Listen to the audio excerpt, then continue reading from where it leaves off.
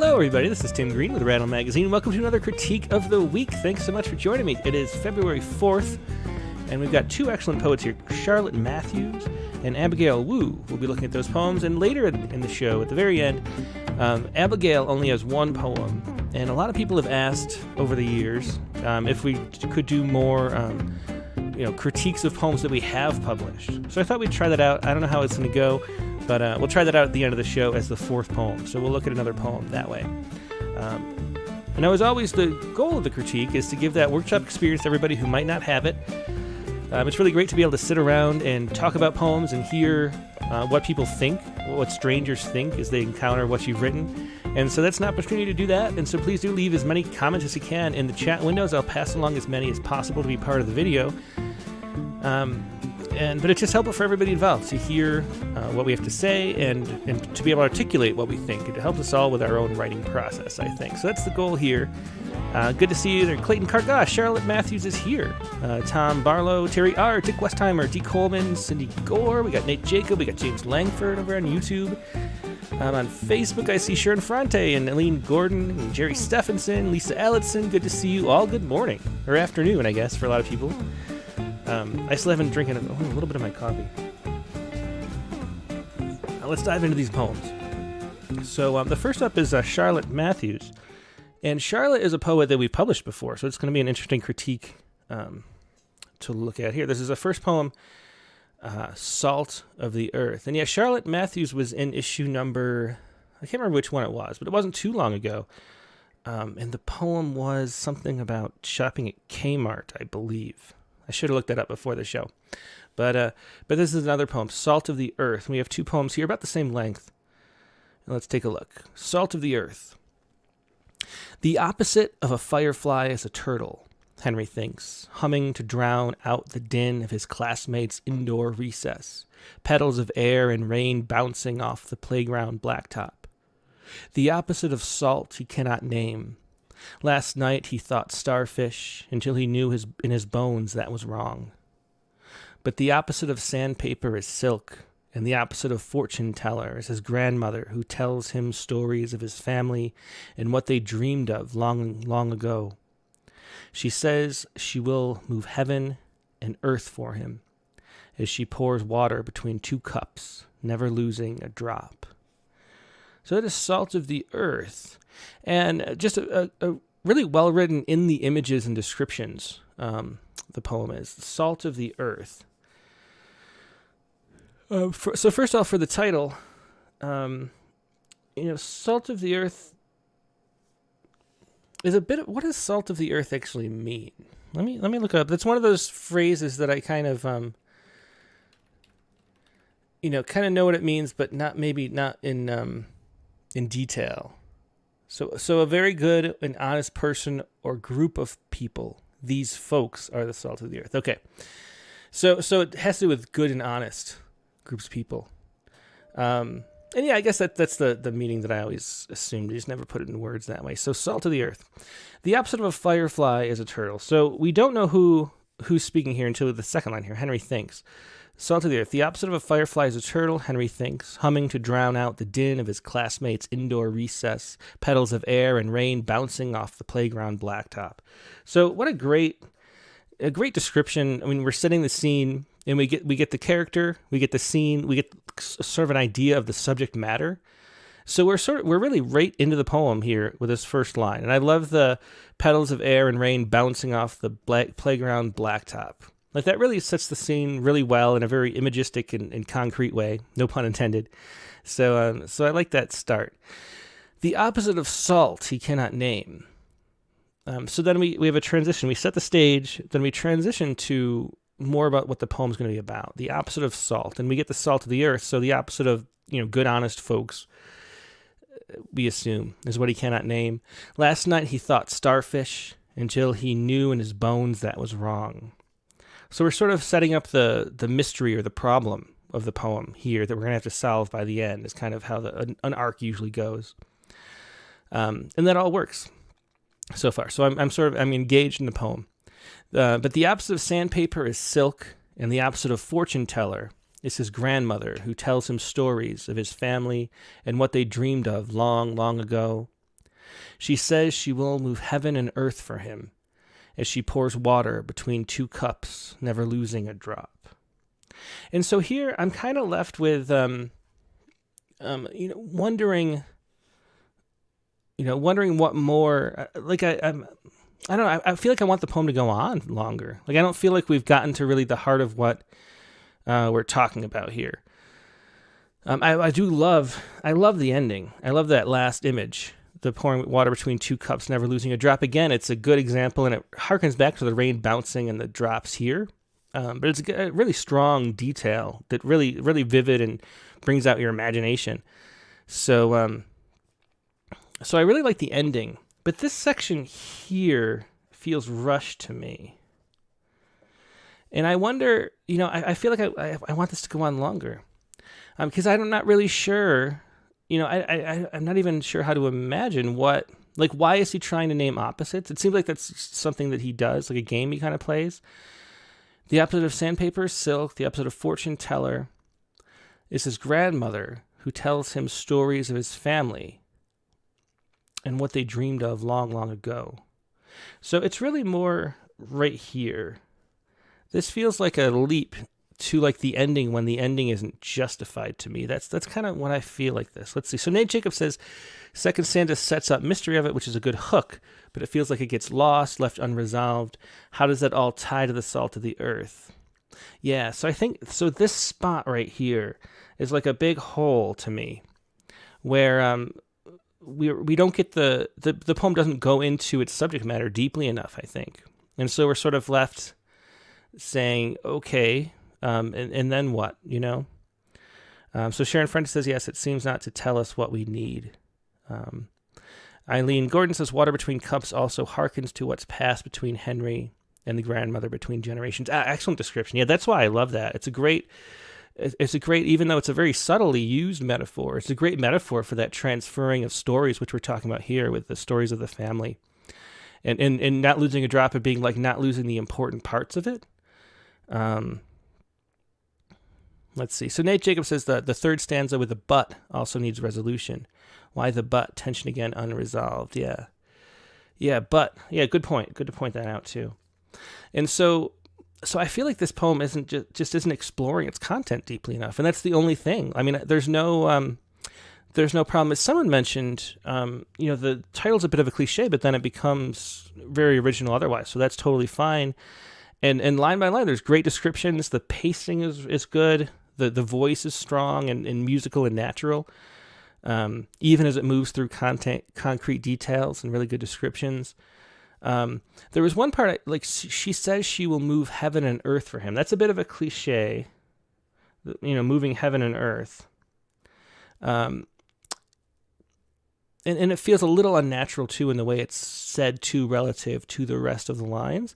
And it's probably no coincidence that this is where the missing part is, where it didn't go into depth. And we jumped into this thing, and it's the only thing that feels a little clunky or a little rough in the whole poem. Like, otherwise, but for line edits, I wouldn't change anything.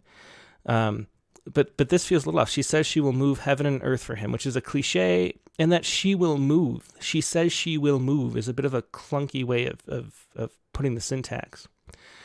And so this is the part to work on right here and just expand it, I think. Let's see. I gotta look over on YouTube. Yeah. Kmart's Closing is the poem that Charlotte's poem that was in Rattle, number maybe 10 issues ago. Terry R. says, really love the opening. Firefly and Turtle is unexpected. Dick Westheimer points out that Salt of the Earth derives from the Sermon on the Mount. Yeah, good point. And so I do wonder when I get that, when I see a title like that, I wonder if that kind of religious themes are going to be carried through. And then they never were, at least unless I missed it. I mean, we have the, turtles. I'm not sure. Let's see. So Dick Westheimer also says the three cliches are a little much. I think Salt of the Earth is earned, but the in his bones. Oh, I should have pointed out the in his bones too. Thank you for that, Richard. So in his bones is another cliche. So just say that in a more interesting way, because the problem with cliches, like we always talk about, and I know Charlotte doesn't need this explanation, but is it that instead of having instead of like sparking a new neural connection, which is what a metaphor is supposed to do, it's an old connection that's already a constellation of thought. And so it's like a whole chunk unit. And we don't get to see that stimulating image of it. It's just in his bones means something already. And so that's why you want to avoid that and say it in some original way instead of the cliche. So that is two. And there's three cliches. And so I think, and I agree with Richard actually, that the salt of the earth works. I think that's totally fine. But then this just feels, weak or almost lazy or something. Like we could just clean out those without a problem. But my main thing is just here. I want to get into this detail a little bit more. Let's see. So let's see. So Tom Barlow says water is the opposite of salt. I like that image. Yeah. I think so. Charlotte says, thank you so much. This is helpful. So good. I'm glad it's helpful already. I don't really have much more to say about this one. I think it's just, it is what it is. This one section needs to be expanded to sort of resolve a little bit more and let us know a little bit more what's going on in the poem and sort of feel like it sets up our interest and then just doesn't complete it, doesn't fulfill what it's set up. So I think that's all I have to say about this one. Let's look at maybe the other poem. Let me wait for a few more comments. So Eileen Gordon puts like this: maybe the poem needs a way to more deeply tie together the theme of opposite in a relationship between Henry and his grandmother. Yeah, that's the thing too. I think the what's not clear maybe is how the fortune teller is the opposite. I guess in time, like instead of telling, I guess that makes sense. So the fortune teller is telling stories about the future, and the grandmother is telling the stories of the past. So that does make sense. Let's see. Nate Jacob says there's some magic in this poem with the fortune telling and the pouring without spilling. Explore that too. Attractive Fahey says wonderful images, but I don't feel the poem gets the point unless the grandmother is the salt of the earth, and that's a stretch to tell us. Yeah, I mean, I feel like the family, like her stories are the salt of the earth, stories of people who are the salt of the earth. I've never understood that. that expression, which is why I wanted to look it up at the beginning, because when you salt the earth, nothing can grow there. So it's sort of a strange. There's like a mixed metaphor kind of thing where it means the opposite, because if you isn't there a cliched sort of phrase for like ruining the earth by salting it? What am I thinking of? But that's what happens. Like I've thought about that a lot because we have very hard water, and so you can't have the water softener. You can't use that for plants because it'll just kill them with all the salt in it. So anyway, let's look at the other poem here, Barbershop Quartet. So I think we kind of covered. I mean, that's just very straightforward what that poem is missing, and everything else is working. Barbershop Quartet. 3 men stand feet apart outside the closed barbershop early Saturday morning, turning their heads occasionally to peer through plate glass into the darkened room. The oldest says he thinks she changed her hours, and from the other side of the street, I think there's no such thing as that. The barber pulls up in a spanking new Mustang, plates that read Ride a Pony. She's in her late 60s, has been cutting hair since she was a teen, still gives shaves with a straight razor. Nights, she sweeps the hair into neat piles with a yellow broom. The corner TV on, her mother at home waiting to tell her about the crossword puzzle she solved that day. So this is cool. This is like a, it reminds me of a lot of like a flash fiction piece, where we get this little vignette that sort of covers a big sweep of a character in a little space. Let's see. So Barbershop Quartet, it's an interesting title. It's the kind of title that makes me curious. Like I'm Barbershop Quartet, like it's something you've heard of, but how is this going to be used in a poem, right? Three men stand feet apart outside the closed barber shop early Saturday morning, turning their heads occasionally to peer through plate glass into the darkened room. So again, we're seeing great examples of how we always say it's really important. I mean, you can do poems 1,000 different ways, but a lot of times it's really important to set the stage and let us know the who, what, where, when, how kind of questions right up front, so we don't have to spend our time, and mental energy trying to figure out where we are and what's going on. So right now we know there's a barbershop quartet, but there's three men, so we wonder where the fourth is, which is interesting. But that paints the whole scene. So we get they're standing outside the barbershop early Saturday morning, turn their heads occasionally to peer through the plate glass into the darkened room. So we get this scene right away in one sentence described. We know exactly when it is. We know exactly where it is. We know who's there in the scene. So it's all set up, and we don't have to wonder and try to piece it together to make sense of the poem. So that's a great start. The oldest days she thinks she changed her hours, and from the other side of the street, I think there's no such thing as that. And that's really interesting. That's one of those seemingly very simple expressions that ends up containing a whole lot. And that's, of course, the heart of the poem already, right in, line 6. The oldest days she thinks she changed her hours, and from the other side of the street, I think there's no such thing as that. What a peculiar thing to think, that there's no such thing as changing your hours. And it sets up a mystery, too. Like, we're wondering exactly what that means, but in a stimulating way. The barber pulls up in a spanking new Mustang. I think the spanking new is a bit, I don't know if it's cliche. It's bordering on cliche. Mustang, plates that read "Ride a Pony." So I didn't understand this. Why would the plates say that? And it's probably just something that I'm not connecting, but that was sort of a mystery to me that hangs in the air. She's in her late 60s, has been cutting hair since she was a teen, still gives shaves with a straight razor. So we're going to get more descriptions in this sort of character sketch we're seeing. And she's the fourth in the quartet, now we're noticing too. Nights she sweeps the hair into neat piles with a yellow broom, the corner TV on. Her mother at home waiting to tell her about the crossword puzzles she solved that day. And again, a great image to end on. So what we're left with... so Elizabeth Johnson Ambrose says, "Ride a Pony" is a link or a reference to a song. What is that song? Maybe somebody else can help me out with more detail. The song it's about like having falling in love with a cowboy, right? Am I thinking of the right song? And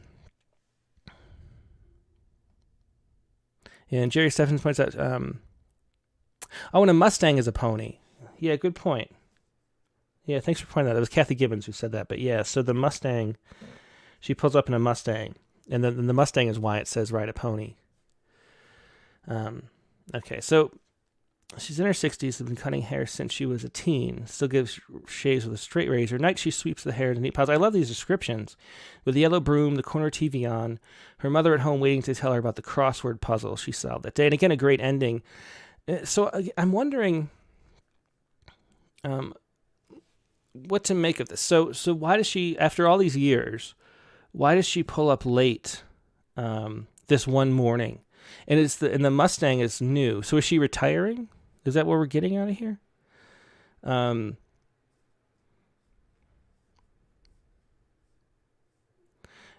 She doesn't want to. She doesn't want to end up like her mother, just doing crossword puzzles. So she's sort of having I don't know. I'm not sure what to make of it, but it's not really in a way that I mind. Like we mentioned a lot of times here that the details of the poem, like what's actually going on, it's very frustrating when you don't know. But it's not frustrating. It's actually stimulating usually, or often, when you don't know what to make of it.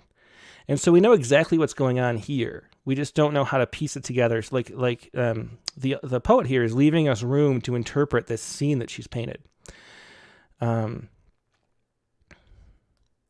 Elizabeth Johnson Ambrose again says, for inquiring minds, just look it up. "Ride the Pony" is a Cheap Trick song. Nate Jacobs, quartet has a switch of focal points that leaves me a bit bewildered. It feels like two practically unrelated stories, which doesn't comply with the title. Attractive Fahey says, "I like this poem, and I love the form. I love how the scene is set and the ending. But I would like to hear a little more about this woman. Is she lonely, regretful, happy, in love with the guy in the car? Eileen Gordon says, I'm wondering if the new Mustang and being late are saying something about a change in this woman, or if it's not saying that. Yeah, that's the one thing. I mean, I think maybe with a spanking new, I think if this description was a little more strongly written, I mean, the Ride a Pony and the Mustang is specific detail, but if we knew the way she pulled up a little more, I think we would. The one thing that feels like it's sort of unclear is like the significance of pulling up in this Mustang, I guess. So I don't know. I'm trying to think about how to take this poem, because I really like poems that leave it up to your imagination to figure out what it means. And there are a lot of there's just somebody I was reading poems of, or not poems, but flash fiction pieces by. There was a bunch of, I wonder if it's still in my bookmarks, because I can't remember her name. Let's see. Nah, I can't find it. But there's all these kind of little vignettes. And because you don't really know what to take from them, they just sort of, there's a way that it like opens up your imagination just reading a thing like this and sort of being left to have your own interpretation. And I like that. So I wouldn't want to get rid of the, I wouldn't want to get rid of that feeling. I think maybe if the Mustang just pulled up a little bit, the way, if the description of the Mustang was a little more clear, I think maybe that would be enough. Is everybody following? I don't know. Let me see what people are saying. So Tom Bauer says, I take this as the moment she has broken free from a lifetime of routine. That's the thing. Let's see.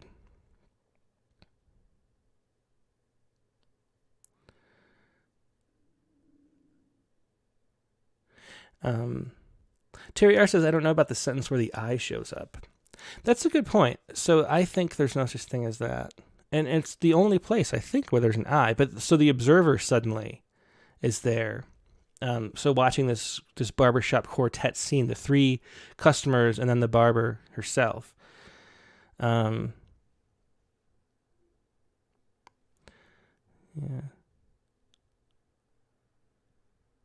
Oh, here, D. Coleman says, is the I the fourth person or is the barber? That's interesting, too.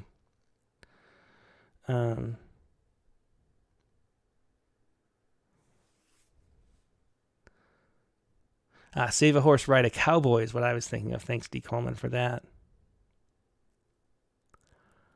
So Jason Brenner says it throws me out of the poem a little bit that ride a pony is too long to be on a license plate.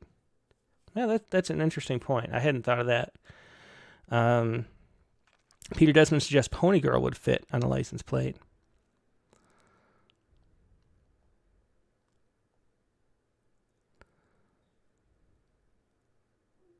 And then Terry R says, if this is the car's first appearance, the so-called vanity plates wouldn't yet be available.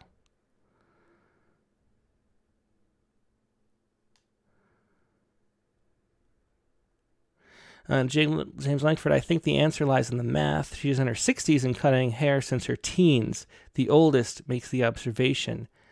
He knows why. He is the fourth in the quartet.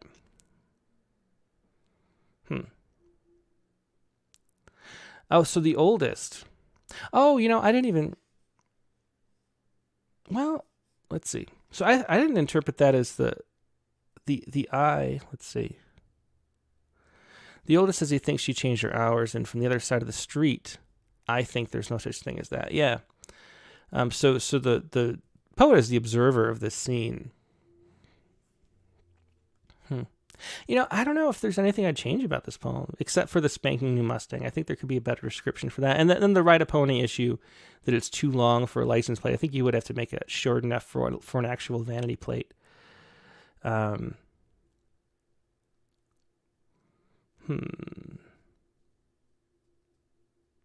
don't know. I kind of just like this, but let's see. Yeah, she's rebelling in some way, not showing up when she is supposed to, getting a Mustang, making her own rules now. Yeah, see, the thing that I'm wondering is if she's like retiring, and that's why. But we get the reason why, that she's sort of rebelling here with it. She doesn't want to, just waiting to tell the most interesting thing in the world is what the crossword puzzle was that day. Kathy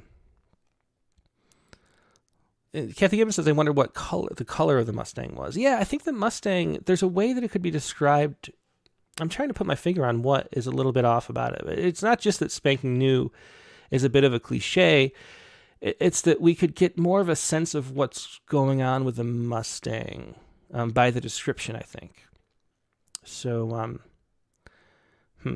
But I just love the way it sort of leaves things slightly unresolved, but then we get to pick it. Like if you look at the comments in the chat windows here, we're sort of talking about the poem in the way that you would in a good way after you read it, like in your mind, you'd be piecing together what it actually means and being engaged and participating in the poem.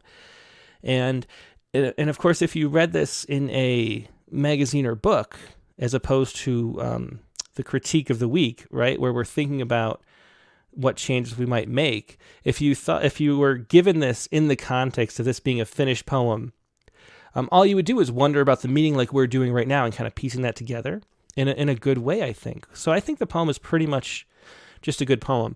I would get the description of the Mustang a little bit more time. That's about it, though. So two good poems, and two really simple critiques. And there's not much to say with these two because they're pretty well written. Good descriptive poems, good length. They're really concise and tight.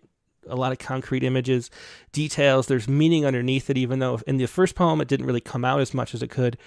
I think the meaning comes out of this poem really well.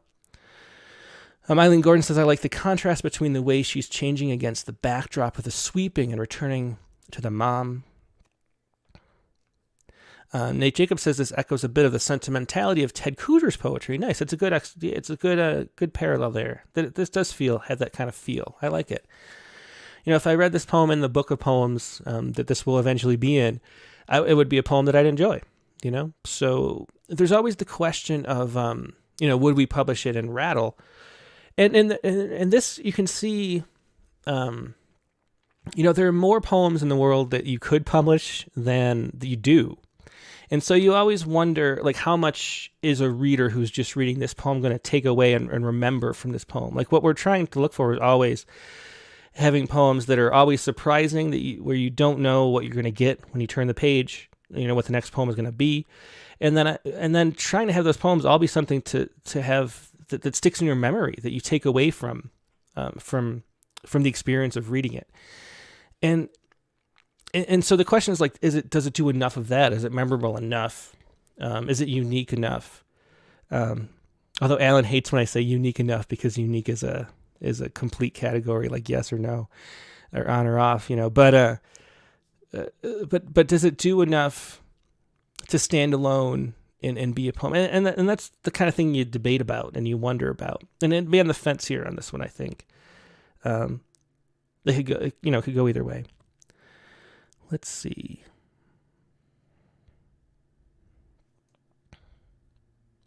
Cindy Putnam Guntherman says, how could a barber have enough to buy a new Mustang? Could she be doing more than cut hair? And so I took it as she's been saving money all these years, and now decided, and sort of, man, I've been doing this for so long. I'm going to spend this money on myself that I've been saving. Like, what am I saving it for, kind of thing. So that was my interpretation. But I love this. We haven't really talked about this, but this line is a key that makes the poem more interesting than just the character sketch. I think there's no such thing as that. There's no such thing as changing your hours. Like, you're always the same person or something. I mean, there's something in that really adds a layer to the poem. Let's see.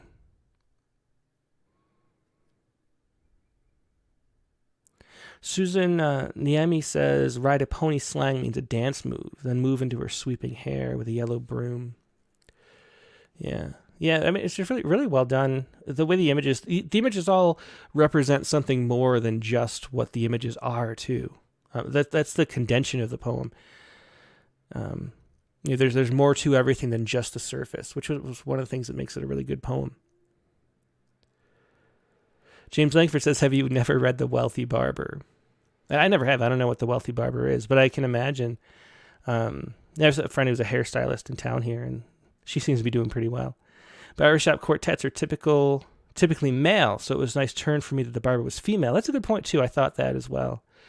I wonder if there is more there in terms of gender roles. Yeah, see, I think these are questions. I think this is one of those poems, though, to say it again, where the mystery is like additive, like where the scene's painted so clearly that the fact that there's all these other layers that we can explore and think about from the poem is something that's good. It's a feature of the poem, not a flaw. So I wouldn't, I wouldn't want to explain too much. And so Dick Westheimer says, could you talk more about ending a poem with so little resolution? It seems that there is no door to get out of this room. Yeah, and I think in some cases that works. It depends on what you want to do and what your style is and what you like to read. But this is something that is a certain style. And when you're putting together a magazine, one of the things I'm looking for is I want some poems that are unresolved and that kind of leave you in the room. Because some people love that, and I love reading a whole variety of things too. So hopefully people appreciate that. And like I was saying, I was trying to explain, like once you get the context of it being in a published form, rather than just the critique that we're doing here, then you assume that the person who chose the poem to be published and that the poet knew what they were doing. And that gives you a lot more freedom to explore and be unresolved and sort of be happily unresolved. So I think, so that's my take on it. As long as there's enough, as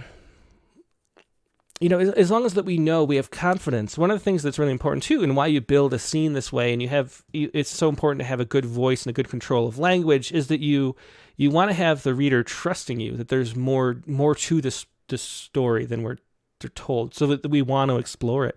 And I think that's what we do here. So that's why I'm happy with it being unresolved, is because there's plenty of control of the language. There's plenty of things. All of the details, like I was saying, have some kind of deeper meaning. The sweeping hair, the neat piles, and the way that the dance is like the dance here. I mean, all these things are, details that say like there's a lot going on here that you can unpack if you want to. And so if it was a kind of poem where there wasn't a lot of content and things weren't clear, then having things unresolved doesn't work. But when, like, if you look at a lot of the, who is the poet? I wish I had a better memory so I could just pull up the poets. Russell Edson. If you look at his like prose poetry, I wonder if there's like a short one that I could pull up really quick. I'm just gonna pick a random one. Well, I'm trying to find a really short Russell Edson poem. And these are a little too long. But if you look up Russell Edson, it's Edson. They're these strange little prose poem kind of things that he writes. And what it is that you don't know what the meaning of it is. And he's playing with the fact that he's really playing with the fact that we're sort of meaning-making machines. Like, that's how our brains work. And so when there's no meaning, we're sort of don't know. We're sort of like desperate to find a meaning, even if it's not there. I mean, why the conspiracy theories take over the world and things is because we're desperate for meaning. And so when we get this really clear scene, and then the meaning isn't clear, we're like intrigued by that, and we're sort of fascinated by it. But the scene has to be painted really clearly. We have to know what's going on, except for what to make of it and the confusing aspects that are intentionally confusing. And that's what he's always playing with. So it's a great example of how you can do with this. I'm just trying to find a really short one. But all these are like, I mean, they're pretty short. Let's see. Another poet who pops up here is Jose Hernandez Diaz, who we published in Rattle, a couple prose poems. There's one, The Windmill. Maybe instead of Russell Edson, I'll share that.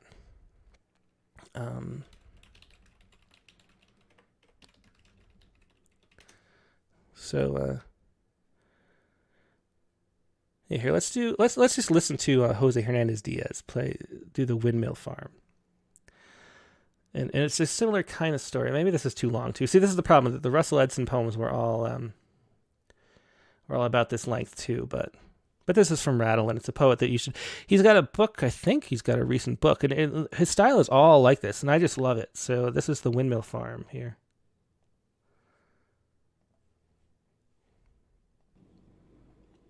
The Windmill Farm.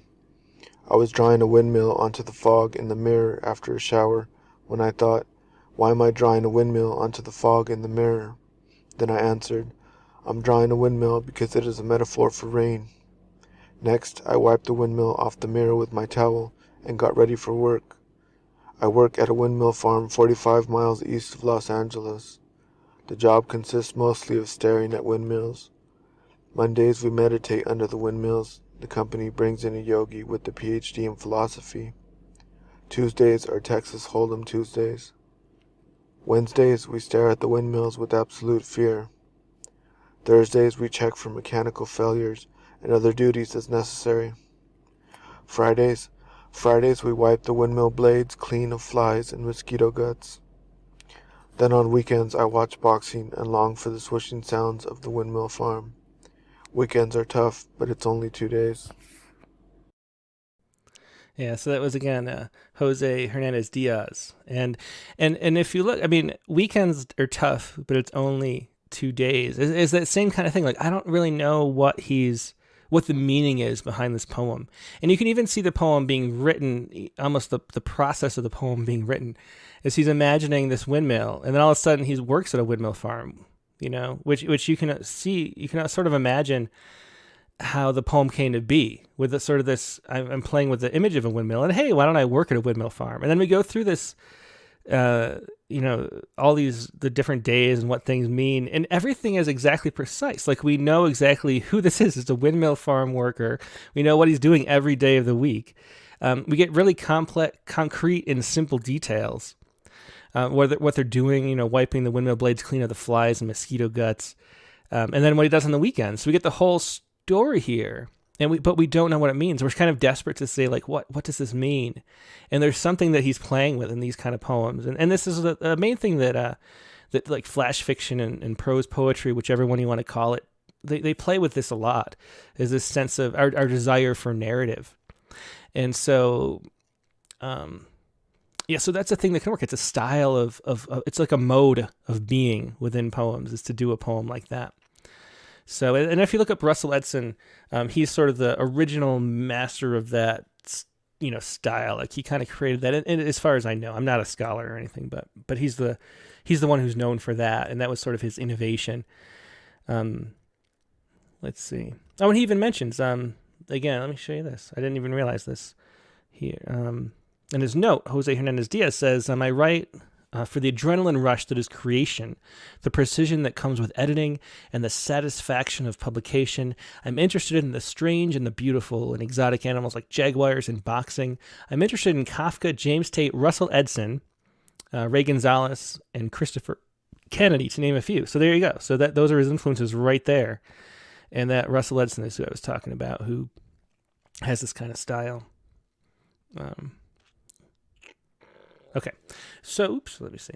So that is that's this poem, and we've gone past the time, but we only have one other poem, and then we'll look at a third too. Let's see. Oh, here. So and Charlotte Matthews says Angels is what she recommends. Yeah. So look up Russell Edson, and I was looking at the Poetry Foundation's website. There's a bunch of poems by Russell Edson there. Yeah, and so Charlotte Matthews says, yes, I love it that we have story but don't know what that means.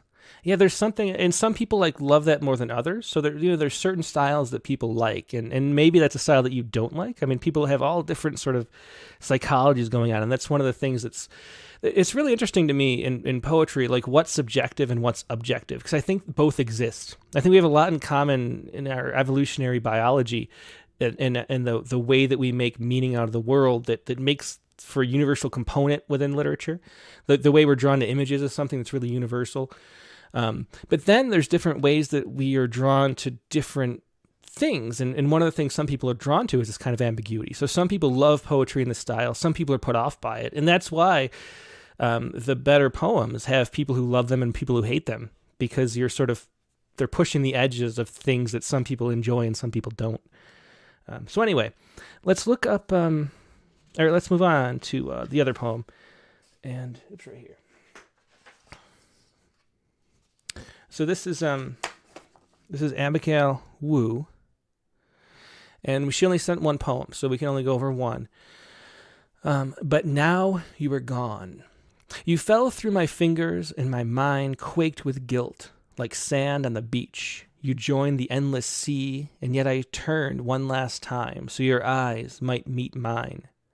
But alas, we never met, for steel had stolen the light that shone like the starry night. Now all that I can see are the rocks that engulfed your eyes, even as the waves of your pseudo-honey phrase continued to compile one upon the next. As eloquence grew unmatched, the maze got too complex. Soon everyone has left, and you're left alone. Alas, those steel bars had become a cage. Untangled, they suffocate. And I try in vain to reach, and perhaps not, and strange. But you've gone far too deep, too far for arms to reach, too deep to hear my voice, so your eloquence is relinquished, your light all but extinguished. Still you cling to that vile pride that poisons your heart inside, forgetting the outstretched hands still waiting for you to reply, and all you need to do is simply reach to the sky. So that is the second poet we're looking at, Abigail Wu, But Now You Were Gone. So to start out the title, But Now You Were Gone, it does set the scene. It sets up you as the person who is a person who we're speaking to, and it's not us, we assume, because you're gone and we're here reading the poem. So you can kind of assume right away that it's some kind of, relationship where the person's gone. What kind of relationship that is, we don't know. The assumption usually is some kind of romantic relationship, because that's how poems usually go, but you never know. But somebody is gone, or maybe somebody died, but we know somebody is gone, and that sets up the stage, right? You fell through my fingers, and my mind quaked with guilt. Like sand on the beach, you joined the endless sea. So you fell through my fingers, and my mind quaked with guilt. So we have you falling through my fingers, but then quaking is sort of a different metaphor. And then we go back to the sand again, and which is really nice. So I would say this is almost like a mixed metaphor kind of situation going on here with a quake. So I would either cut this line or move it down or somewhere else away from this beach metaphor, because it's actually cool. So you fell through my fingers like sand on the beach, which is kind of a cliche, but then it's redeemed by you joined the endless sea. So sort of imagining the sand being pulled back into the sea and joining it in the ocean is an interesting sort of twist on the metaphor. So if you use a cliche, you can twist it sometimes to make it work in an interesting way and sort of reestablish that, that the electrical impulses that are making new connections in your neural synapses. And I think it does that here. So it freshens the cliche of this. So I think that's sort of a nice turn at the beginning. And yet I turned one last time, so your eyes might meet mine. But alas, and again, alas is a bit of a, archaic way of saying things that doesn't feel normal. So I would, unless you're going to write like that all the time, I would avoid it. So your eyes met mine. So we're turning and our eyes are meeting. This is all kind of cliche stuff that's not very interesting. For steel has stolen the light that shone like starry night. Again, we get the starry night, and even rhymes can be kind of cliche too. And night light is a rhyme that just happens a lot. And shining like a starry night. If you're going to use that kind of imagery, you have to find a way to say it fresh so it can stimulate our brains. Now all that I can see are the rocks that engulfed your eyes. And we get the eyes again. So I feel like we're kind of, after this first nice joining the sea, which I kind of liked, we're kind of spinning our wheels in the sand here a little bit, like repeating the kind of thing. So even as the waves of your pseudo-honey phrase continue to compile, It's sort of like alas. It's not really a natural. There's one unnatural kind of. That's not supposed to be a exclamation point, but unnatural speech here. Continue to compile one upon the next. Those aren't, and alas, aren't the ways you would say it. Let's see. As elegance grew unmatched, the maze got too complex. Soon everyone has left, and you're left alone. So we're really getting into abstraction here. And really after the beginning, we're sort of starting to get abstract and not concrete. Like that's like the opposite of concrete. So we're not getting the same kind of engagement as you can feel sand in your fingers. You can feel this happening, and then you can watch it happen at the beach as it rejoins the sea, which is interesting. But then we're getting this abstraction, which you can't feel, and it doesn't have as much. It's just not as engaging as details are, and it gets to sort of it becomes more of a private poem, I would say. This is something that's written for somebody who knows the situation, because if you're writing a poem too, if this is a poem you wanted to give to the person who's gone, then they would know the whole backstory and they would appreciate what's going on, but we can't because we don't know anything about the situation. So we need, poetry is a kind of storytelling, even if it's in its abstract, strangest, most experimental ways, it's still telling a story. And we don't get the story here. It's sort of written as if it's written for the you who knows the story already. These steel bars had become a cage, untangled, they suffocate. And I try in vain to reach and perhaps not estrange. Is estrange? I paused at that because I wasn't sure if that was a word. Estranged. Interesting. So it is. So it's similar to like estranged, but it's estranged. Or am I just... Maybe I'm just being goofy. So no longer close. Oh yeah. I think I just had a mind slip there. Yeah, no longer close or affectionate to somebody. I thought it was estranged with an A. Anyway. Let's see. To reach and perhaps not estrange. I guess it was just that it's not used as a verb very often that kind of tripped me up while I was reading it. But that's just me, my own little quirk there as I was reading. But you've gone too far, too deep, too far for arms to reach, too deep to hear my voice.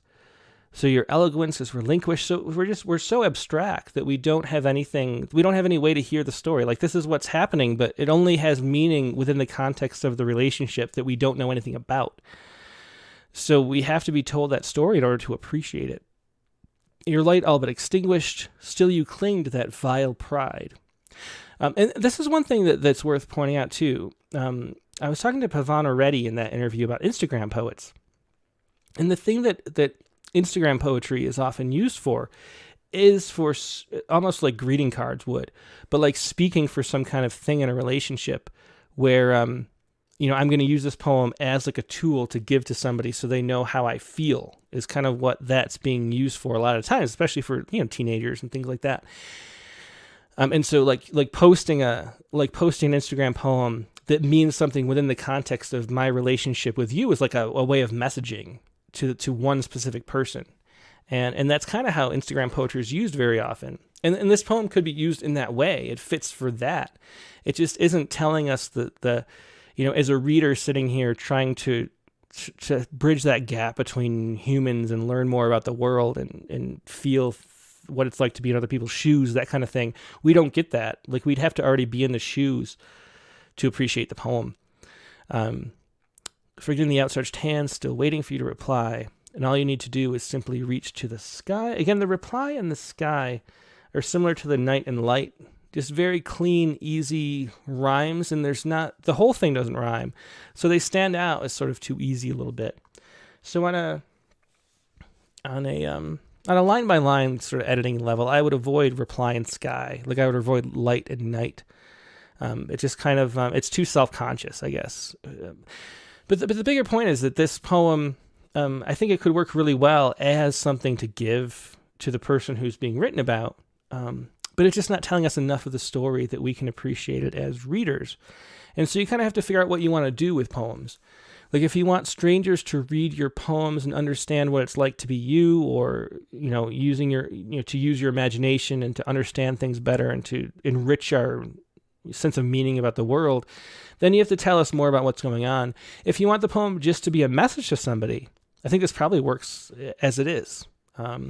So that's just the way you have to figure out what you want, you're intending to do with the poem as you're writing it. So if this is a poem that you want strangers to read and appreciate, then sticking to things like this image where we join the sea, that's something that we can get something out of. So focus on this kind of image, and then we'll appreciate it as readers. But if that's not the goal, then who cares what strangers think? If the goal is to give this to somebody, or to even understand what you would say if, like, this is what I want to say, and it's really good to get it off my chest and have a container for it. Like, that's a perfectly valid use of a poem too. It's just that we can't relate or appreciate it as strangers is the point. So let me see. So I'm not sure what.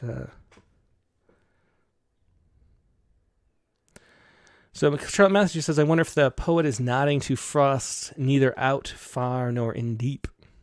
I'm not familiar with that poem, actually. And so Sarah Horn says it could be like a Rupi Kaur poem, that sort of greeting card Instagram style. I don't know if she said that before or after me, but it doesn't work as a more traditional poem, perhaps. Yeah, so we're all saying this. Kathy Gibbons says it might be fun having this as a dialogue, one side of the story that we have, and the other with a concrete action and another speaker. That's a good point. So if we wanted to make this a public poem for strangers to appreciate, one thing we could do is show the other person's perspective, and then we get two to sort of push off each other and learn from, which is something we could do to make this poem work.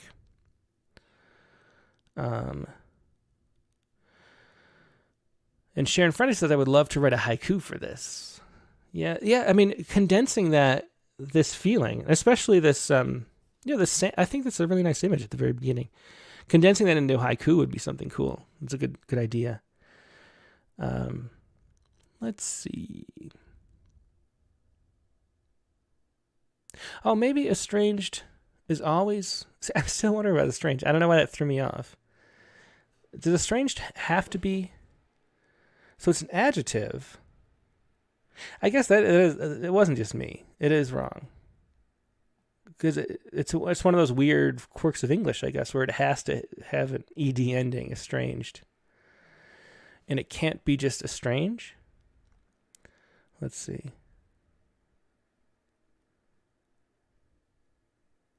I don't know. That is a strange word now that I think about it. Because it feels like it should be, yeah.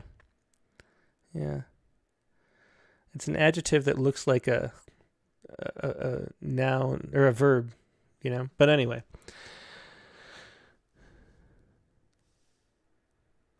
Yeah, I guess it just should be estranged. Anyway, that's a really minor detail. But the point is about where you want to go with the poem and what your goals are for writing it. Okay, so in the last few minutes, and several people have requested that we do sort of critiques of poems that we have published. And I'm not sure if it works because, saying like this works and this works and this is why it works doesn't sound all that interesting. But I was writing a letter for Prisoner Express, which is a new project we're doing. And you'll find more about this in the summer issue, but it's a wonderful nonprofit based in Ithaca, New York, where they have about 5,000, I think, prisoners that they do these newsletters with, and they send books to, and encourage them to write as well. So the prisoners can publish things in newsletters, and so we're doing a tribute to Prisoner Express in the summer issue. And one of the things I'm doing is writing something for the newsletter every time. We're giving them free copies of Rattle. So I'm going to be looking at a poem and sort of talking about, what works about it and why you should try to write poems this way, basically. And the first letter, I focused on this poem by Tony Glogler. So I thought I'd just print it out from that essay or letter or whatever you want to call it and share just share my thoughts about this one. But if you have any poems that you're like baffled why we published or something like that, and you want to leave that in the chat window, next time we do something like this, I will I'll try to do that poem. So and so Peter Desmond says a strange in quotes only gets 400 hits on Google, which is not much. So so that's just a typo. It's a strange word. Dick Westheimer says you can estrange someone, as in to remove from your circle. Yeah, that's interesting. I don't know, I have to look into that more after the show. But anyway, so I was looking at this poem. I was trying to look at a poem that sort of represents sort of like the quintessential Rattle poem. Just to sort of introduce Rattle to the prisoners in this program. And then if they want to, they can sign up for to get a free issue of Rattle, and then I'll go over some poems just to encourage them to read and write poetry as something productive and positive to do. And so I picked this poem as sort of like the introduction to Rattle of something that we're trying to do, and then explain how that works. So here is this is Tony Glover's poem, 1969. It's from Rattle number 25, one of my favorite poems that we've published. And so I'm just going to explain why it works, I guess. And we'll see if this is useful or not. I don't know. But this is 1969. My brother enlisted in the winter. I pitched for the 6th grade Indians. Actually, why don't I have Tony read it? Why am I reading it instead of Tony?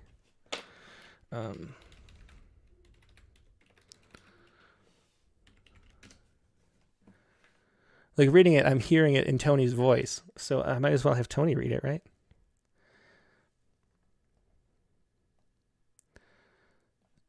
So here's Tony Glover reading his own poem. 1969. My brother enlisted in the winter. I pitched for the 6th grade Indians, and Coach said I was almost as good as Johnny. My mother fingered rosary beads, watched Cronkite say, and that's the way it is. I smoked my first and last cigarette. My father kept his promise, washed Johnny's Mustang every weekend. Brenda Whitson taught me how to French kiss in her basement. Sundays we went to 10 o'clock Mass, dipped hands in holy water, genuflected, walked down the aisle, and received communion. Cleon Jones got down on one knee, caught the last out, and the Mets won the World Series. 2 white-gloved Marines rang the bell, stood on our stoop.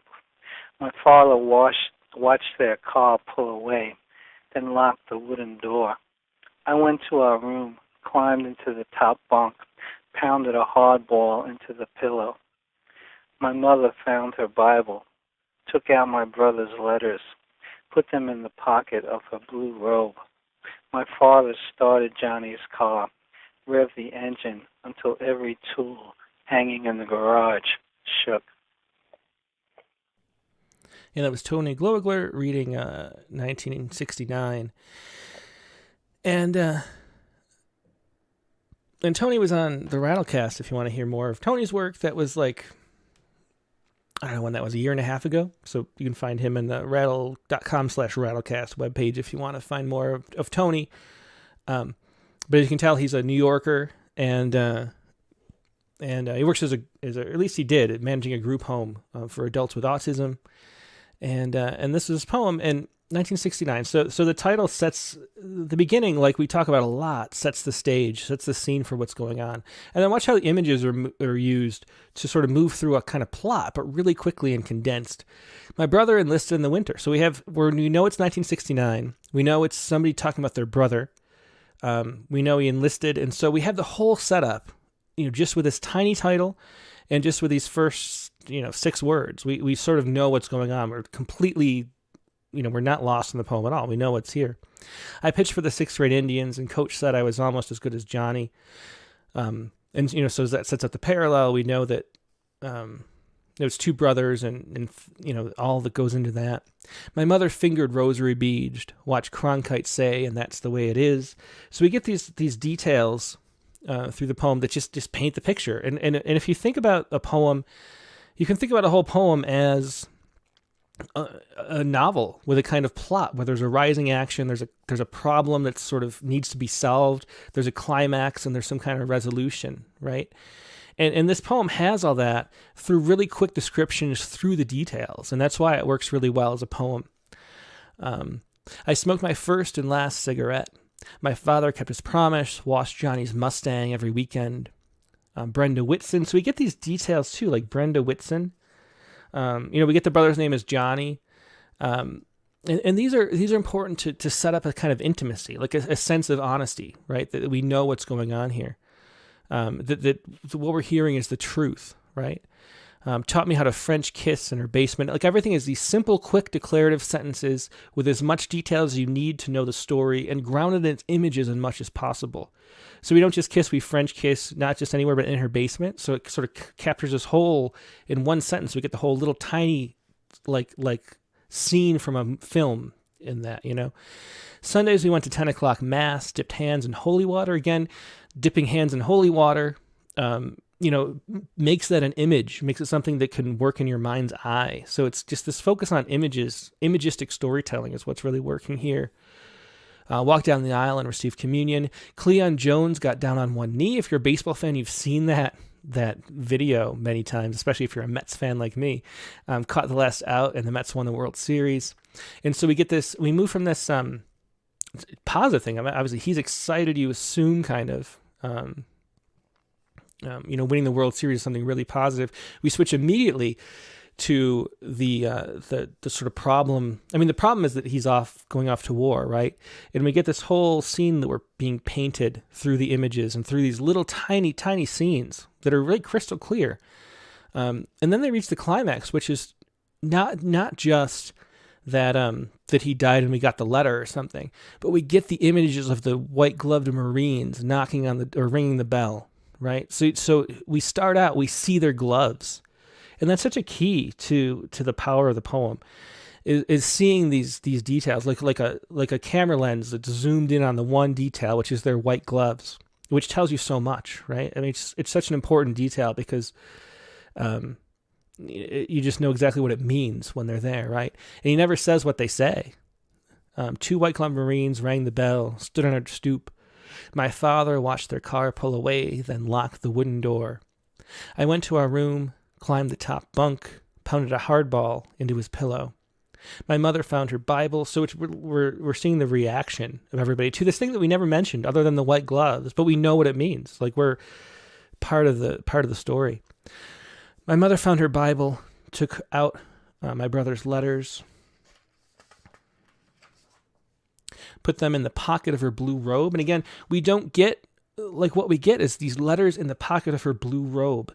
It doesn't say that she was devastated. It doesn't say that she was depressed for months and only, instead we get the blue robe, which means she didn't change her clothes, and she kept the letters here without having like the capacity to move on with her life, and get dressed. That's how strong her grief was. But we get the blue robe, so we get to see some detail in it too.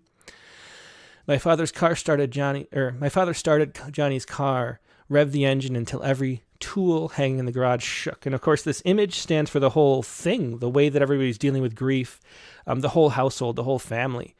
And the thing that I wanted to point out to the people in this program, and to you too, is that this Tony, I didn't know until I talked to him, he does not have a brother. This is just made up.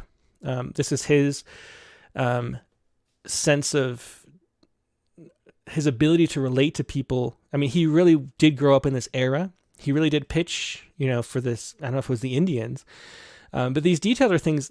Johnny is an amalgam of other people who he's relating to, what they went through and what he witnessed other people going through, and he's using.